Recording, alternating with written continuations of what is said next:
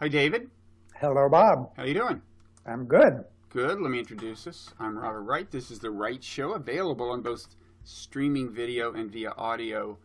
Podcaster David Sloan Wilson of Binghamton University. You're an evolutionary biologist. You've written a number of books, including, most recently, Does Altruism Exist? Could you hold that book up for us, David, without seeming to be self-promotional? I mean, after all, I'm requesting it, and you're reluctantly... I see the reluctance in your eyes, but you're willing to do it. Thank you. I am. Thank you. There it is. Does altruism exist? And that's what we're going to talk about today, largely, at least, is altruism. Under what circumstances can we expect altruism to evolve? And correspondingly, what kind of natural inclinations toward altruism are there in human beings? In what senses is it, quote, natural to be altruistic? So this is ultimately a conversation about human nature. Now, let me start off by giving a little background. You are, as is known to kind of insiders, people in evolutionary biology, evolutionary psychology, you have long been part of a debate with, among other people, this person. I'm holding up the book, The Selfish Gene by Richard Dawkins. There you go. Very influential book that was published in 1974. You take issue with his account of how we should think about the evolution of altruism. So let me quickly characterize that. His account is often called individual selectionist. Yours is often popularly called group selectionist. I think you prefer the term multi-level selection for the process you're describing. But in any event, if people want to Google the debate, probably individual selection and group selection is a good way to get to it. So Dawkins, in this book, it's a very avowedly anti-group selection book. He early on in the book says, there are some biologists who kind of naively assume that evolution works for, quote, the good of the group or even the good of the whole species. So, for example, if they see that in times of scarcity, when there's a drought, that in some species animals forego reproduction for a while, these biologists might naively assume it's for the good of the group, because the idea is that you won't put a stress on the food supply for the whole population, so you're kind of altruistically foregoing reproduction for the good of the group. Dawkins would say in that kind of case, it's more likely that it's just that the survival prospects for your own offspring have diminished, and that's why you're foregoing reproduction. Again, not that the organism is consciously thinking about this, but this is the logic of natural selection. Now, Dawkins did say there are two cases where we can expect altruism to evolve. One is called kin selection, refers to altruism among family members, and this is not his idea. It's an idea associated with William Hamilton, among others. But he said this kin selection can happen because when you look at it, given the fact that you share a lot of genes with close family members, most notably the genes conducive to this particular kind of focused altruism, it makes sense that we would all be inclined we're more inclined to jump in a lake to save a sister or brother than somebody we don't know. The second kind of altruism he emphasizes as plausible, which is often associated with Robert Trivers, perhaps George Williams deserves a nod as well, is so-called reciprocal altruism. This is what we see in, for example, friendship, where, I have a stable relationship with someone, I do favors for them, they do favors for me. Again, it's not that we're necessarily thinking about the reciprocation, but what Dawkins and Trivers would say is, if you look at the feelings that undergird friendship, my feeling of warmth toward the person, obligation toward them, guilt if I betray them, and so on, those feelings were built into us by natural selection because it's good for my genes, and he says, so to think about that happening, you don't have to think about the good of the group. That he says that's not a form of group selection. Now you say that, so those are two kinds of altruism, and I would say that broadly speaking, evolutionary psychology to a large extent has followed Dawkins in this emphasis. You say that's certainly not a complete account. I do want to get clear at the outset before I turn this over to you, and so you can tell us what you do think.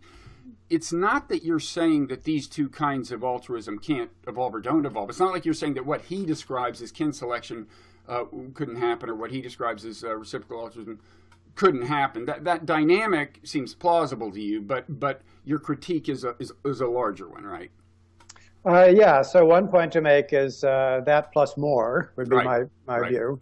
But another one is that um, is actually not an alternative to group selection, because one of the things that Dawkins said, following everyone else at the time, was that this idea of group selection, although possible in principle, almost never happened.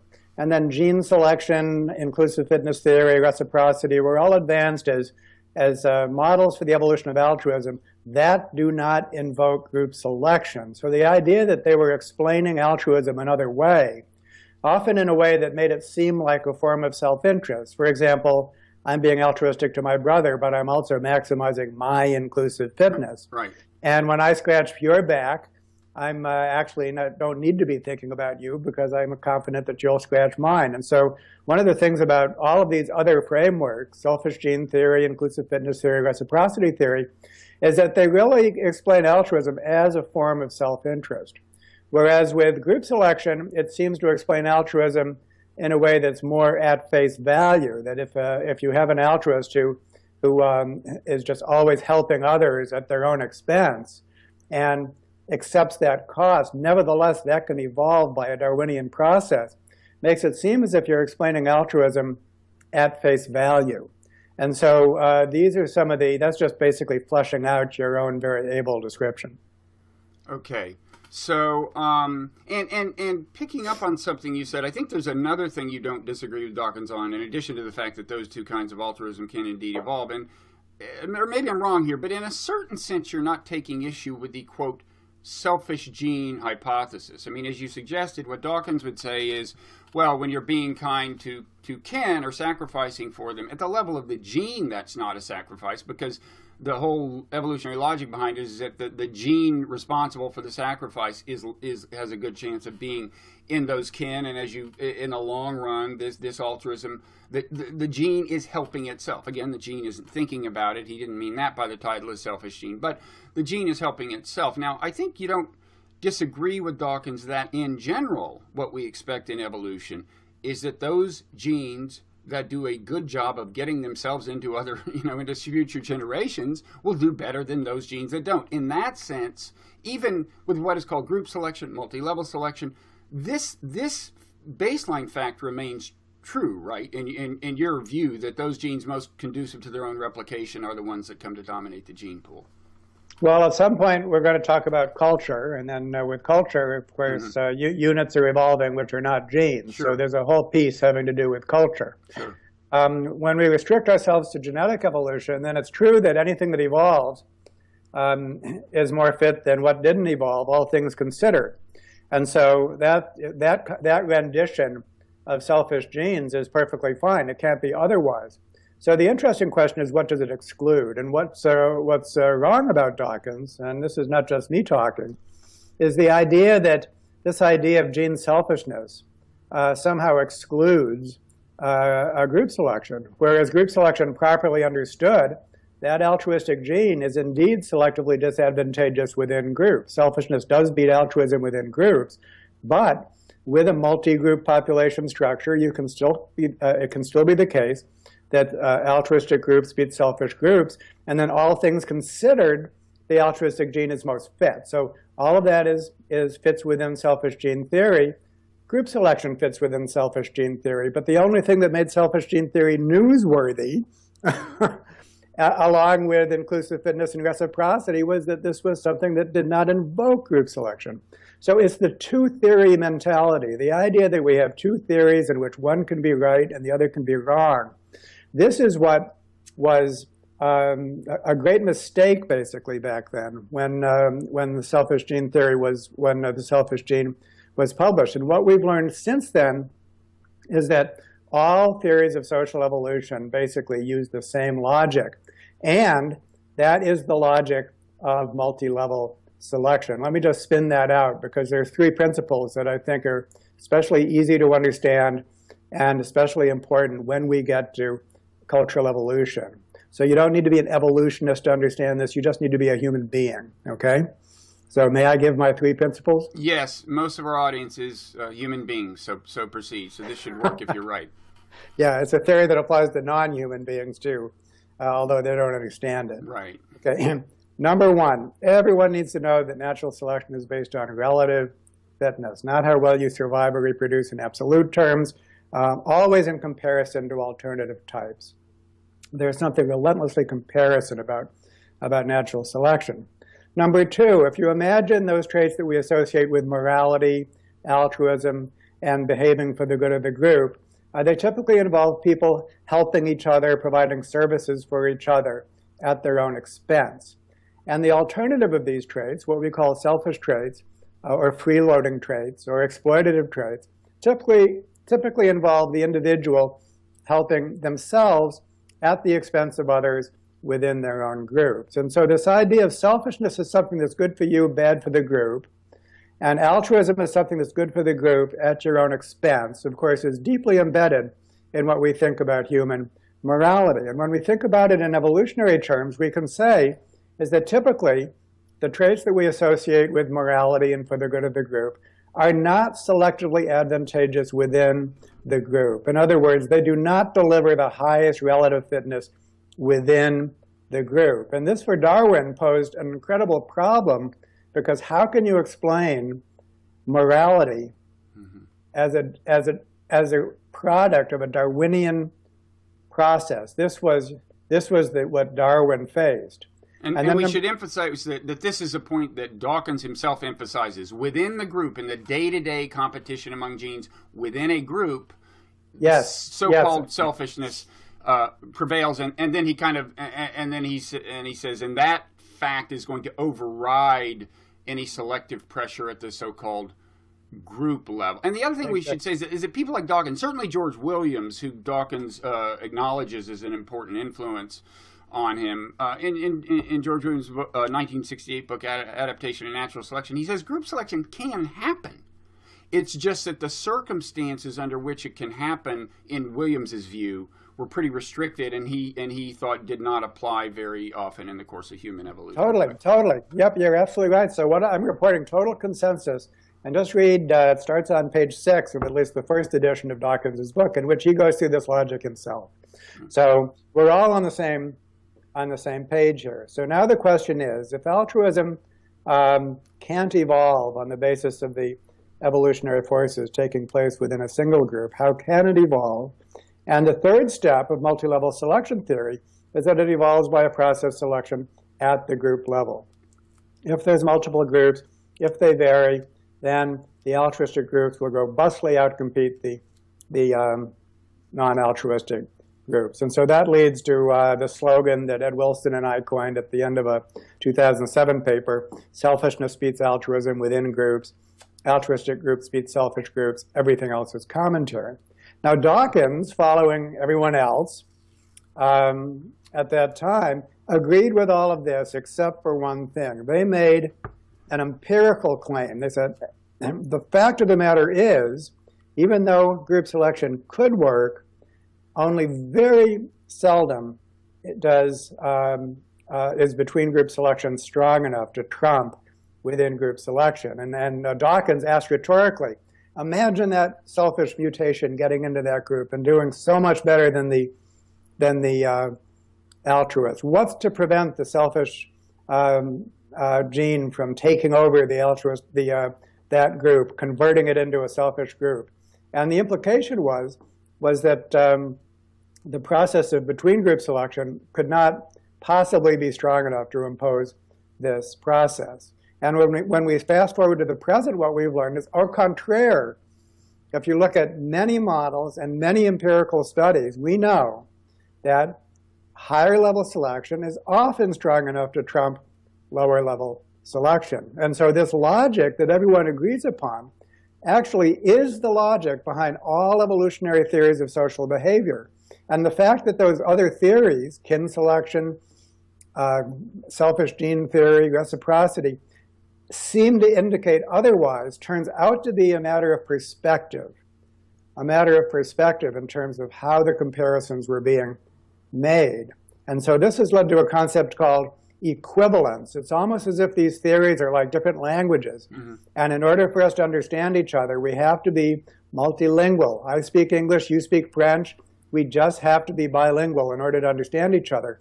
And if you're not, then you're part of the problem. Then you're saying, don't speak French, that's wrong, you've got to speak English. And although most people have made that transition, in fact, by far the majority of people publishing in the peer-reviewed literature, there's a few people that have not made that transition, and unfortunately, they're very prominent. They include Richard Dawkins, Ed Wilson on the other side, Steve Pinker, Jerry Coyne are still fighting an old battle, a very old battle, and it is embarrassing for them. Well, we'll get to that. I do want to empathize if your plight is that all the people you failed to enlighten are prominent. That is an unfortunate predicament. But keep at it. Let me say a couple of things. So one thing you're saying is that kin selection and reciprocal altruism should be considered analytically a form of group selection, technically. So there, as you said, it's a linguistic thing. I could say, in that sense, I don't mean this too dismissively, but that part of it is a semantic dispute. And when I say I don't mean it too dismissively, I mean the relabeling of those things doesn't change what traits we expect those dynamics to produce, right? So that doesn't change what we would expect to evolve via kin selection. Once you consider it a form of group selection, if you do, and some people do, that doesn't change the nature of, say, familial love that you expect, or familial guilt, or anything else to evolve from it. So it's important to emphasize you're saying more than that. You're saying, in addition to the idea that kin selection and reciprocal altruism are forms of group selection, because I think the consequences of that are in the sense that I just said, in a way limited, in a way not maybe. But you're saying more than that. You're also saying that things that Dawkins himself would call group selection actually do happen and result in forms of altruism and altruistic tendencies that Dawkins and Pinker and others do not acknowledge, right? Yeah, that's true. Let me go back to the semantic issue and then quickly get to your point, which I think is the most interesting point for most people. What forms of altruism are out there that are not easily understood in terms of nepotism and reciprocity? But to return to that semantic point, I think the fact that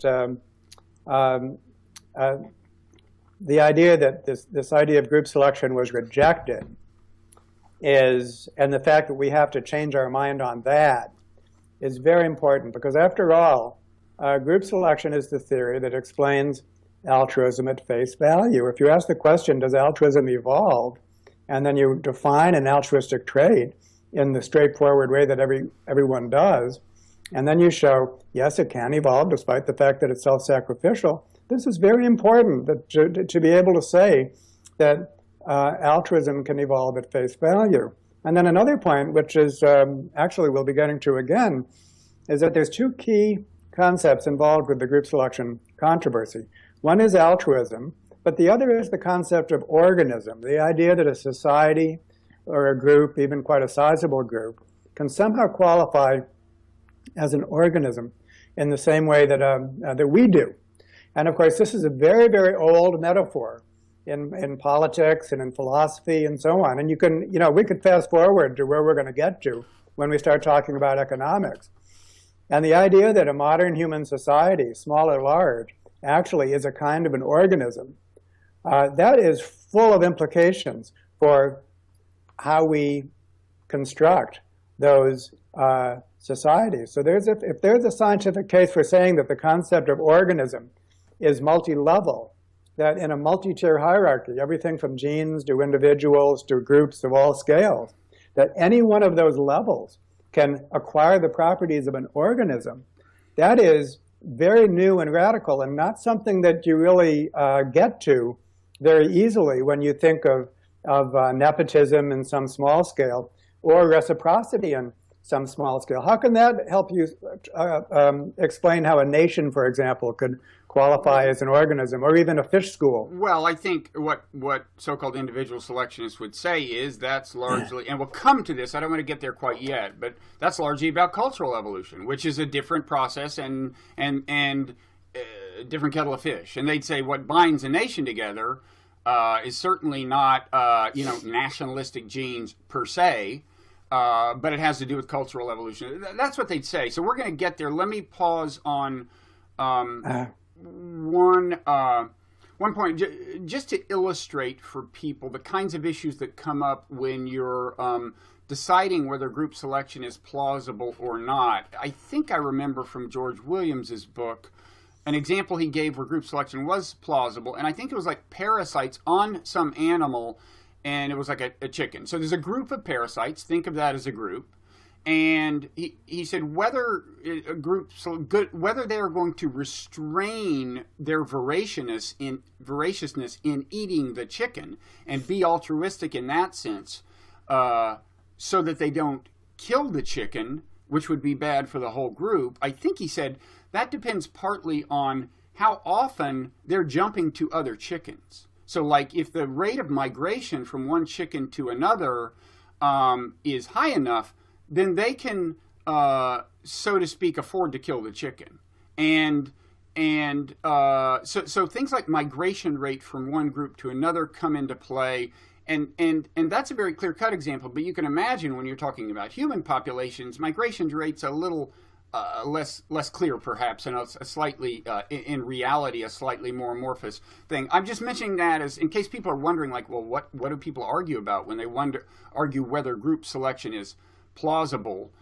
It depends on things like migration rate, right? Well, yeah, and I guess I please don't portray me to our audience as the Lone Ranger, the only supporter of group selection. What we see over the decades is case after case of group selection being established. So the one that you mentioned is the evolution of avirulence in diseases, and there the selfish trait is a disease strain, which is basically consuming as much of the host as possible, and then the altruistic trait. Disease is the one that's more prudent, basically, keeps its host alive, and so the whole group can propagate itself better. That's actually a classic case of group selection. Which Williams acknowledges, I think Dawkins would acknowledge. What they're saying is that Williams certainly did. Williams brought it up as an example of group selection happening. He did, Bob, but in 1987, this is the progress that I'm trying to tell you about. He was not saying this in 1966 when he wrote his book, nor was Dawkins in 1976. I think he was. I think it's in his book, David. But we can say that's an empirical question. Sorry. We can, and so what we find is, and you're right, it is a matter of these parameters. When you actually do the math, or you do careful studies, it is very much depends on what we call the population structure, how much migration there is between groups, and all of this sort of thing. But what both the models and the empirical studies have shown is that there a large region of the parameter space in this population structure is one in which between group selection is a significant evolutionary force. And so this idea that within group selection always trumps between group selection, it just ain't so. And it's very important for this to become the consensus view, as it is among the people who are publishing, most of the people who are publishing in the peer-reviewed literature. Okay. Now, my next question is, so my view had been, the way I've depicted this, in keeping with kind of what you agree has been kind of a mainstream view within evolutionary psychology, not necessarily within population biology, evolutionary biology, but my tendency has been, in writing about this, been to say, okay, group selection can happen. The consensus among evolutionary psychologists, or certainly when I was writing this, it was a consensus, is that in human evolution, the circumstances required for group selection to happen have not very often prevailed, so it's not a major force in human evolution. You think that consensus is wrong, it's been a bigger force in human evolution. So let me ask, where do we see that? I mean, the reason I remain kind of unpersuaded of your worldview is I haven't really delved into the technical details of your kind of mathematical arguments and so on. It's just that when I look around, I see the kind of altruism that seems to me the kind predicted by reciprocal altruism. That doesn't mean it's always like dyadic, just two people. But, there are people clearly are good at handling groups and thinking of themselves as part of a group, but what I don't see is a certain kind of altruism I might expect to result from group selection, which is what you might call a kind of diffuse or uncritical form of altruism. In other words, what I see is people monitoring the contributions of others very carefully, if subconsciously, and refraining from bestowing altruism on people that they don't think are paying their share. So in other words, we seem designed to punish freeloaders, so to speak. So my question is that, are you saying no, there's purer forms of altruism that have developed, or are you saying, yeah, I'm right, but I should think of that as a product of group selection? Well, first I want in this conversation, I want to make sure that we're using the right frame of comparison, which is relative fitness within groups, okay? Mm-hmm. So that's what we're going to be talking about evolution, therefore alternative types of individuals, and we're going to compare their fitness. But I want to make sure that we compare their fitness within a single social group. Now, against that background, I'm pretty sure that you've heard of the concept of altruistic punishment, have you? If you mean punishing freeloaders and people who don't reciprocate and so on. Well, I guess I haven't heard the exact term. I would assume that's what it means. Yeah, so basically, first let's imagine the classic altruistic trait of the sort that you would certainly agree is altruistic. I extend myself towards others, you don't, okay? Mm-hmm. Now let's imagine a policing behavior, which is basically, I'm a cooperator, but if I see a selfish act, then I punish that selfish individual. Okay. Now Now I know what you mean. Go ahead and explain it. Yeah. Now you have to contrast that with the alternative trait, which is a non-punisher. Mm-hmm. So what you have is you have a 2x2 box, 2 traits, 2 alleles within each trait. You have altruistic versus selfish in the primary trait, and then you have the punisher and the non-punisher for the punishing trait. And the key here is that in many kinds of social interactions, punishment is itself a form of altruism, because the punisher has a lower fitness than the non-punisher within the same group. So what you've done is you've not solved the problem. It's true that in a group full of punishers, then being selfish is no longer an option because you just get slammed for it. So you've solved that problem. But you've solved it only by substituting the exact same problem at the level of the punisher versus the non-punisher. So the problem of altruism remains. And it's absolutely true that when you look at most human social organizations, and many animal social organizations as well, you see lots of punishment. But the existence of punishment is no argument against multi-level selection when you use the right frame of comparison of relative fitness within single groups. Okay, so I guess the way I had tended to think of that is that, first of all, within straightforward reciprocal altruism, 2 people, the theory does predict punishment in the sense that if I do a favor for this person and the person either doesn't reciprocate in the future or does out and out bad things to me, I either withhold future altruism or out and out do something nasty to the person that may have some cost to me. And in that sense, it's kind of altruistic punishment. But it's more altruistic when I'm part of a group of 3 people and A does something bad to B, and then I punish A, right? Because then A hasn't done anything to me, but in a sense, he didn't uphold the rules of the obligations of the group, and I punish the person in a way that's, so to speak, good for the cohesion of the group. In any event, it's kind of on behalf of the person who was wronged. Now, I guess I had thought in my own head, well, I can imagine that. In fact, I know I described this in a book of mine, and you seized on it. I said, imagine a club-forming gene. And of course, there isn't such a thing, but theoretically. So first, you'd expect reciprocal altruism to evolve first. Maybe it's more straightforward.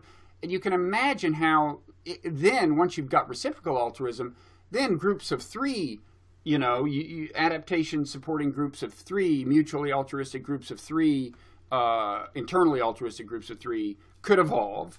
And I think it could include the kind of monitoring and altruistic punishment you're describing. That's the way I had thought of it. But of course, you would say for starters, yeah, I should consider that a form of group selection, right? If within the population, one thing that's happening is this group of 3 is competing other groups of three that are not so cohesive, I should think of that as group selection, even if it's within a single, like, hunter-gatherer band or something, right? That's right. And this shows you some subtle differences, why it's important to be multilingual and to be able to handle multiple frames of comparison.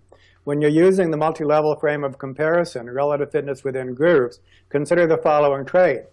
I'm in a group. I do something that benefits all of us, me plus everyone else, and it costs me nothing. This is a no-cost public good, and it's unrealistic because most public goods do cost something. We'll pretend that this doesn't. So I do something, it benefits all of us, including me, no cost to myself, and I ask you, where are the fitness differences in that scenario? There's no fitness differences. There's nothing for natural selection to operate on. Now let's just imagine that there's another group out there that doesn't include me. And so now my group is doing better than that group, thanks to my single effort. Now we have a fitness difference to work with. But you need to have more than one group in order to tell that story. And so now psychologically, you could well imagine that me, that I might have only my interest in mind. Psychologically, I would qualify as a selfish individual. I don't care about the people in my group. I just care about me. The fact that they're coming along for the ride means nothing to me. So the whole calculus of a selfish individual, by which we mean an individual that cares only about their absolute welfare, is a different frame of comparison than the calculus of relative fitness within and between groups. And as long as we become multilingual, we can just basically shuttle back and forth between these frames of comparison.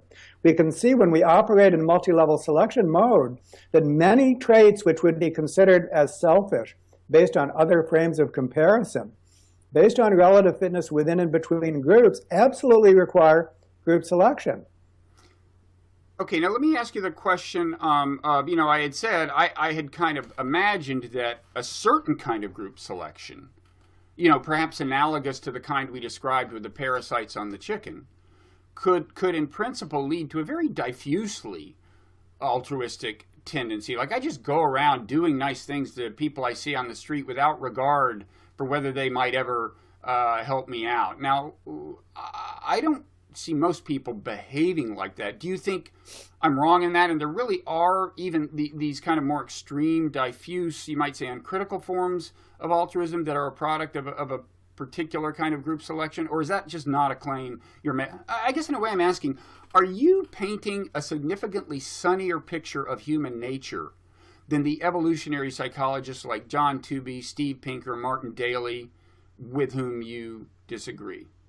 I think, yes, I am, although I'm not sure how much they would disagree. But here, I think this is a nice way to segue directly to everyday life. So here's some work that I've actually done. It's not hard to measure how nice people are, how pro-social they are. Not only can you give them surveys, but you could actually validate those surveys by looking at their actual behavior.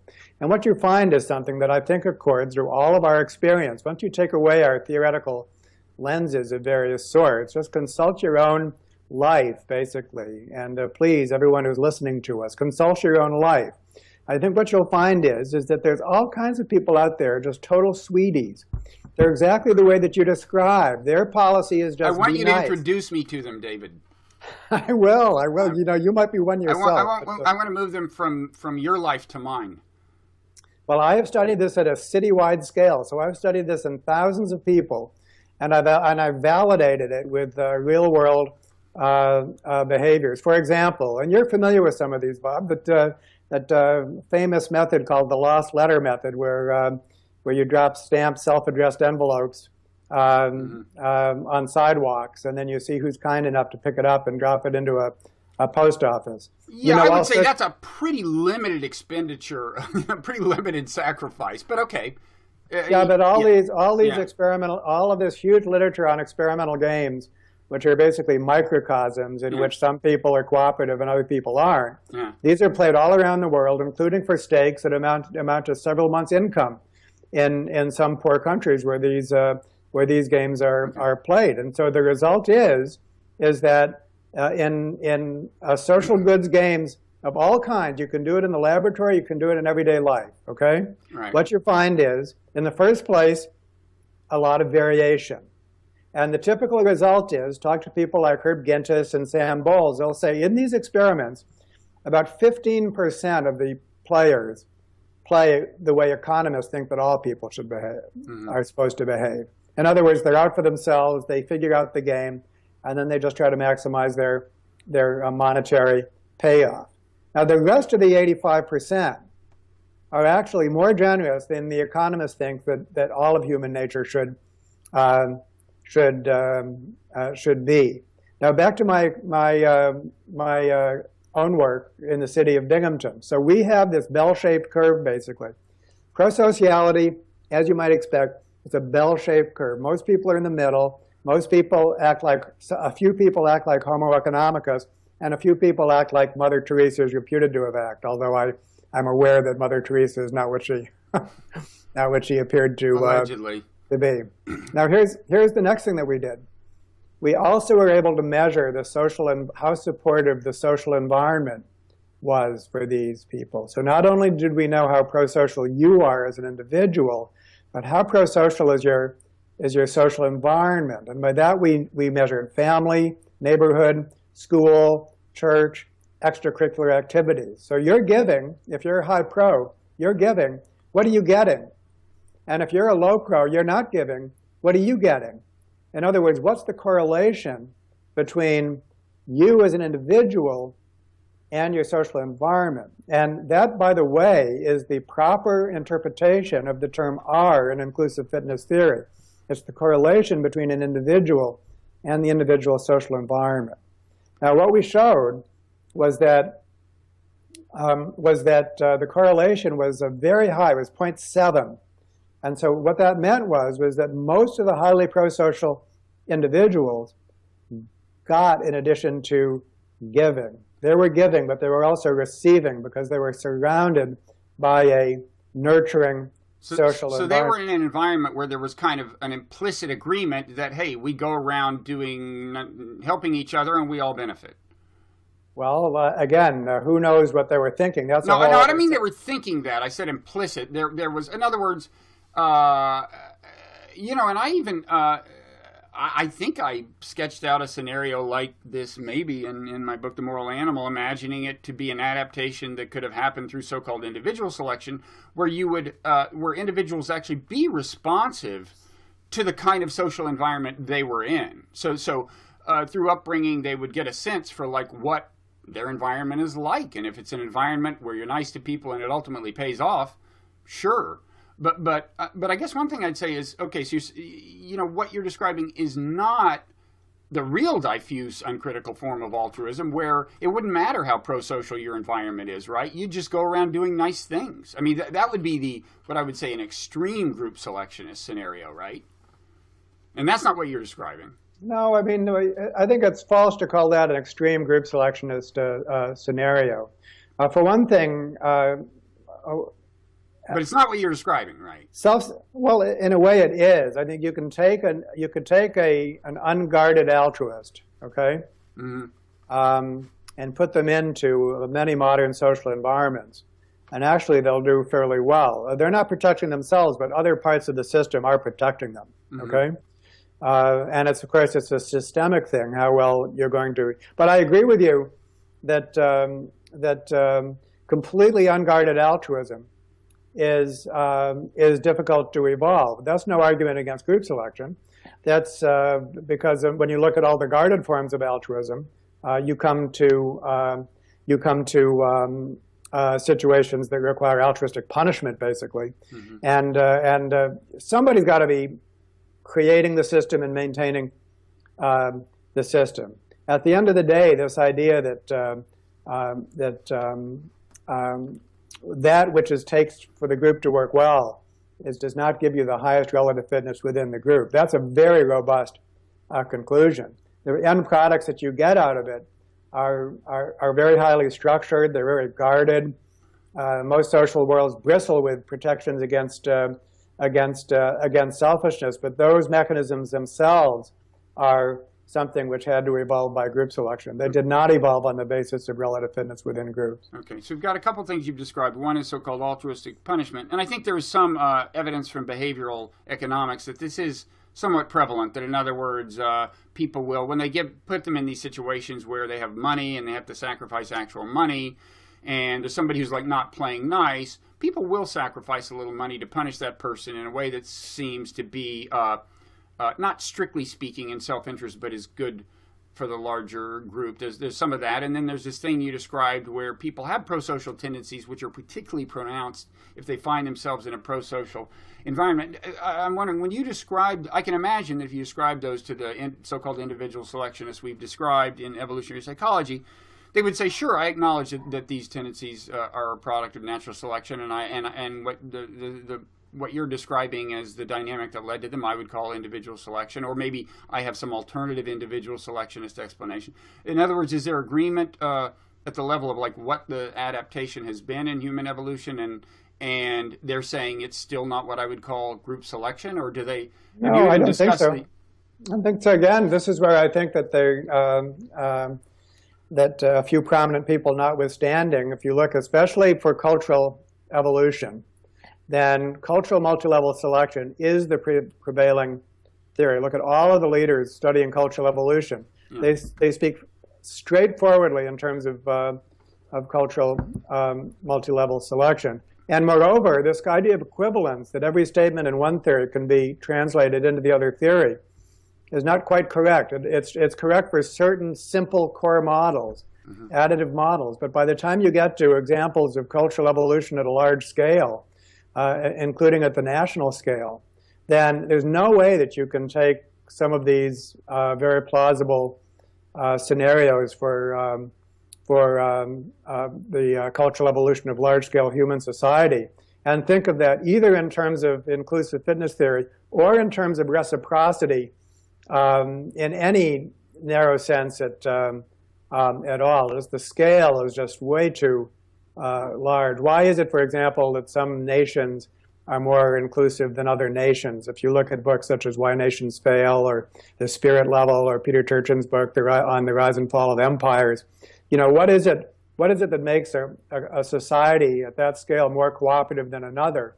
Trying to boil that down to inclusive fitness theory or reciprocity, forget about it. Yeah, well, nobody would, though. Evolutionary psychologists wouldn't. I mean, they would agree with you that those differences are cultural. Those are, here we are talking about the evolution of culture, the evolution of laws, of norms, of religions, and so on. You're using the word culture as if it's a different universe. Well, culture, it's a somewhat different process. I mean, Dawkins himself, in the final chapter of The Selfish Gene, as you know, emphasizes that there is this thing called cultural evolution that is in some ways very parallel to genetic evolution. In fact, some evolutionary psychologists think he overstated it. But he's certainly, but nobody's denying that I personally am inclined to emphasize the parallels with genetic evolution. But even I acknowledge cultural evolution is a much analytically messier thing than genetic evolution. But in any event, if what you're saying, if you're saying that some of this pro-sociality is a result of cultural programming, religious exhortation, whatever,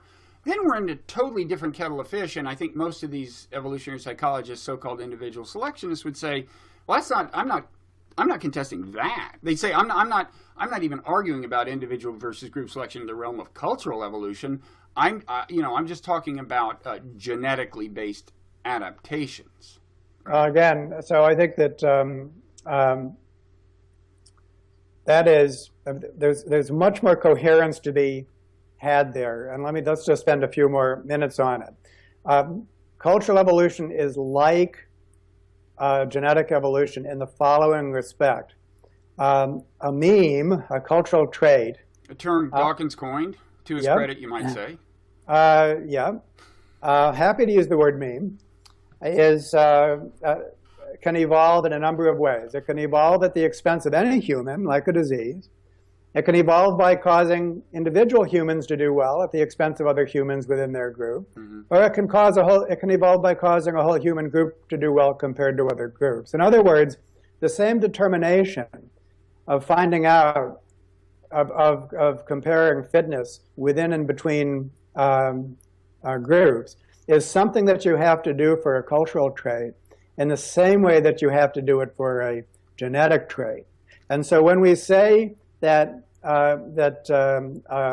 cultures evolve it can evolve at any of those levels, basically. But when we say that a cultural trait evolves by benefiting a whole group compared to another group, we're making the equivalent claim, group selection claim, for a cultural trait as we would for a genetic trait. It's the same logic, and it's the same set of operations. So the idea that says, oh, you can say whatever you like about culture, let's get back to genes. No, I'm not saying that. I'm not saying that. I'm not saying that. I'm saying when you start talking about culture, there is no disagreement between you and these people, because they're not talking about culture. They're not denying it exists. It's just that their arguments against group selection are confined to the realm of genes. They haven't taken issue with culture. Most of I don't know ones that have taken issue. No. I mean, it's again, how can you say that?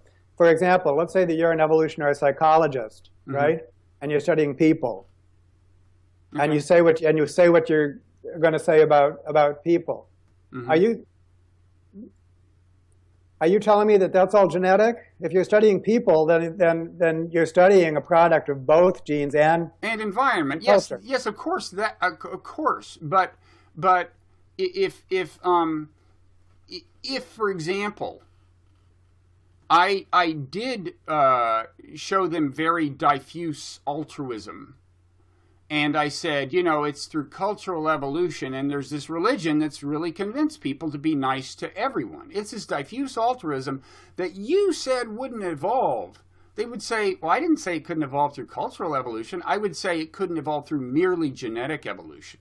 So that's okay. So one argument is, and this is an argument that some people take, is that the received wisdom for genetic multi-level selection is correct, but with cultural evolution, then group selection can be a lot stronger for human cultural evolution than it is for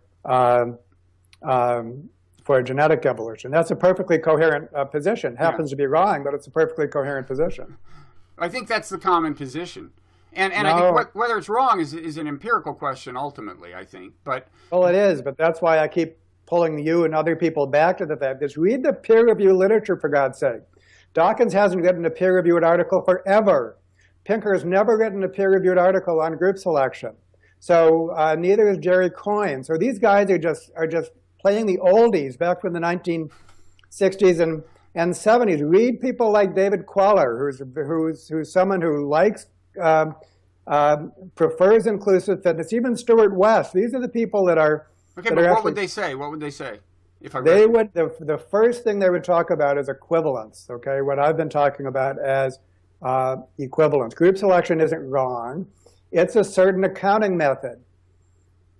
Okay. But I really think that to the extent that you're invoking cultural evolution to explain forms of altruism, I think you're really never arguing with people like John Tooby and Steve Pinker. I really don't, because I don't think any of them deny that cultural evolution happens. And Matt, Steve Pinker wrote this huge book on how norms have evolved in a positive direction over time, so that people are behaving more gently toward one another and so on. That's about cultural evolution. Yeah. So there's a nice place where everybody can go to kind of see this controversy being playing itself out. And that's the essay that Steve Pinker wrote on edge.org now several years ago. Right. I didn't get all the way through that, but so go ahead. Well, he is saying that group selection is confusing both for cultural evolution and for genetic evolution. And he's also questioning the whole concept of cultural evolution. So he's actually, although, let me state, I respect these folks as long as they're sticking within their expertise. I have a lot of respect for all of them, actually, including Richard Dawkins. You have to take these things on a case-by-case basis, on a subject-by-subject basis. So I'm not disparaging any of these people in all respects, okay? So let's just get that clear. Sure. And so it's on the topic of group selection or on the topic of cultural evolution that we have to be thinking.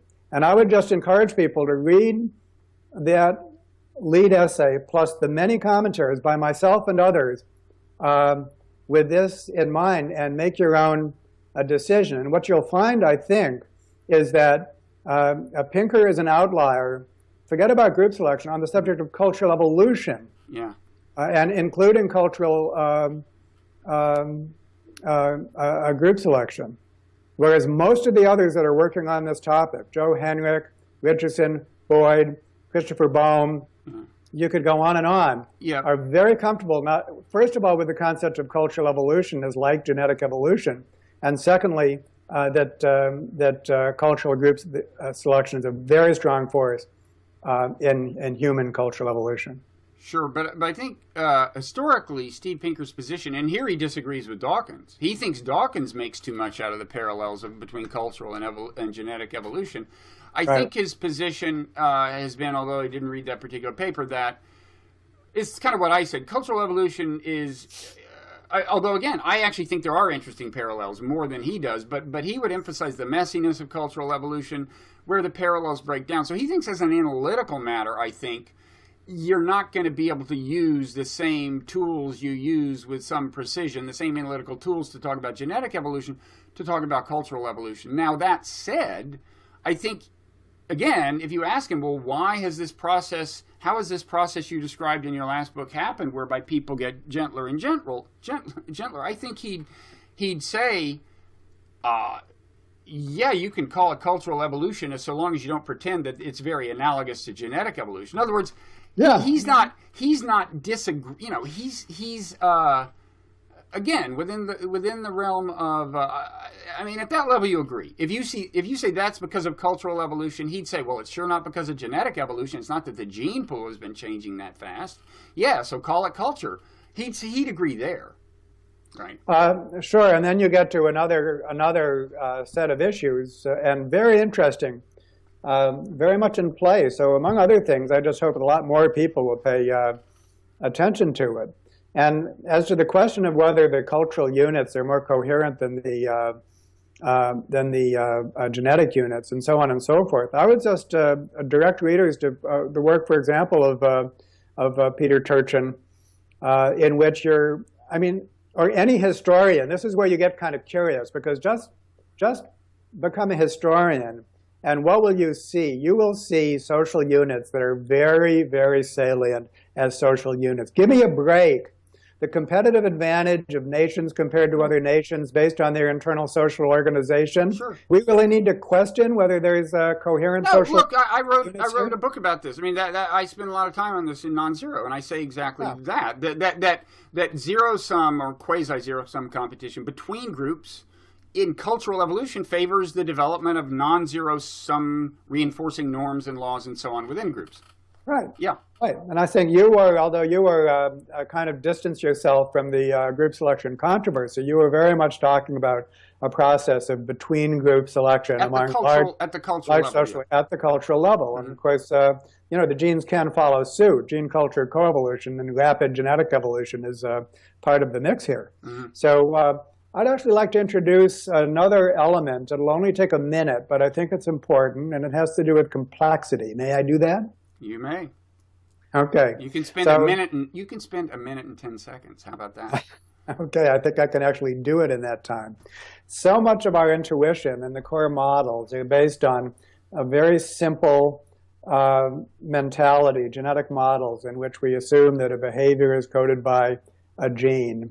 And we do this not because we think it's realistic, but because it's a way to simplify the math. But certain assumptions follow from that. For example, if you have groups that don't vary much genetically, then it must be the case that they don't vary much phenotypically, and so on and so forth. Phenotype meaning the trait, the expression of the genes in observable traits. That's phenotypic. Yeah, right. Mm-hmm. And it turns out that when you actually create groups in the laboratory, even when you create them with, initiate them with many individuals, and often it can be ecosystems, not groups, what you find is that they vary a lot, much more than you would ever imagine, based on this simple kind of additive thinking. Now, why is that? Most of us know about the butterfly effect, the idea that in a complex system, a tiny initial difference doesn't stay small. It actually becomes the seed for larger differences. And so with the weather, for example, or with a complex system like that, if you change an initial condition, then that becomes the seed for larger changes. Now, against that background, imagine setting up a bunch of groups or ecosystems or communities with large numbers of individuals. So they're almost identical, but not quite. Okay? Now they're complex systems. All those interactions are taking place. What's going to happen to the differences among those groups? Are they going to stay small, which is how they started out based on sampling error, or are they going to become different based on their initial difference? And so the same thing that gives you the butterfly effect also gives you variation among units, when those units are large social groups and even multi-species ecosystems. And this is like a real game changer. Not many people appreciate the importance of this, because what's needed for higher level selection, group selection, of course, is variation among groups, and it has to be heritable. But with complex systems, this variation is much more plentiful than you would expect based on the core models that's accountable for all of our intuition. So it's for this reason that such things as nations can differ from each other, even though they're huge. Cultural groups can differ from each other, even though there's massive migration between groups. Mm-hmm. Our microbiomes can be different from each other, even though the microbiomes in each of us is composed of many trillions of individuals and tens and thousands of species. We can still differ in our microbiomes. It's a whole new ballgame when it comes to higher level selection, and very difficult to formulate in terms of either selfish gene theory or inclusive fitness theory, which actually requires sort of taking the view of a lower level unit, which is very difficult when the lower level unit is part of a very, very complex system. Okay, I'd say in cultural evolution, one reason it can work so fast is also a reason that some people might resist analogizing it too closely with genetic evolution, is that whole cultural systems can hop from nation to nation, more readily than genes can jump from person to person. So it can happen really fast. Yeah, but again, just go back to bacteria, all the gene swapping that takes place with bacteria, mm-hmm. and you'll see that that's at that level. At that level, and that's genetic evolution. Yeah, so yeah. the idea that genetic evolution is not necessarily vertical, that there can be large elements of horizontal transmission in genetic evolution. You're right, the degree of vertical versus horizontal transition is a big parameter, but it's a parameter that we have to consider for both genetic and cultural evolution. Right, although in the case of humans, unless there's something I'm missing, it's pretty much vertical, right? My genes are not jumping to anyone without my having sex. With human genetic evolution. Mm-hmm. Yeah. So we're at 58 minutes, and probably an hour would be as fascinating as this has been for you and me. There may be trying the patience of our maybe people whose patience is in the process of being tested.